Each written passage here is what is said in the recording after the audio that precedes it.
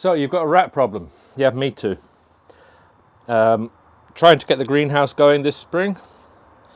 Planted a whole load of stuff and came back and a whole load of them had been eaten. They were actually sugar snap peas, and I just sown a few of them on the surface. Came back to water them and they were gone, so I knew something was eating them. Put down a rat trap and got a rat, big thing. And I thought, okay, problem solved. Planted out lettuces, I planted carrots and some beets and leeks and, well, it doesn't matter.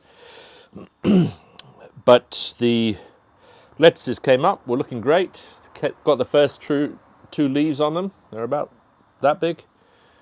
And then noticed one day all the leaves had been eaten off the top of them. I had 60 turnip plants in individual boxes, individual tubs. All the leaves were eaten. So we've still got a rat problem here. I've been through the greenhouse. I found a couple of holes. I've plugged those up, but just to be sure, I'm going to put some poison down. But it's not poison, so to speak, because we have cats. And the cats do a great job. They get a lot of rice and mats, a lot of mice and rats. But they're obviously not getting the ones that are in the greenhouse. So I'm going to put something down that's going to kill the rats, which is not going to be detrimental to the cats if they catch those rats. Because if you poison a rat and it dies and then the cat gets it and eats it, then obviously the cat takes in the poison. Or if you poison a rat and before it dies the cat gets it, then you don't want to do that to your cats. But I found this thing works. What I'm going to do, before I put this wooden, what would you call it? The wooden thing down here that you walk on in the greenhouse, I'm going to put some poison down. And what it is it's normal baking flour. And then it's this stuff. And this is cement powder. This happens to be like a high temperature cement. Don't know what that piece is. This has actually got a little bit of moisture. It was a sack that there's a hole in it. That's why I'm using it, even though this is ridiculously expensive cement because it's the heat-proof stuff. But I'm going to mix the two of them together.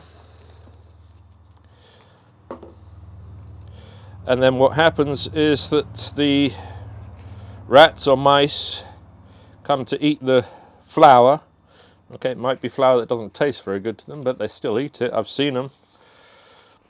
I've got one place outside where I feed the chickens, where I put flour down. So a neighbour gave us some stuff to give to the chickens. Amongst it was like bags of flour. Just put loads of flour down, and in the evening saw the rats just munching on it. So they do eat flour, and they will eat this stuff. And then obviously what happens when the cement powder gets into their gut and gets the moisture, it hardens, blocks everything, and the rats die. I'm not saying this is a what would you call it, a pain-free way for a rat to die. It's probably not, but it means I'm not poisoning my cats. If the cat eats a rat and it's got effectively like a stone in its stomach because it's hardened, then it's just going to spit it out. So I'm going to put some of that down there. I've got another tray at the other end.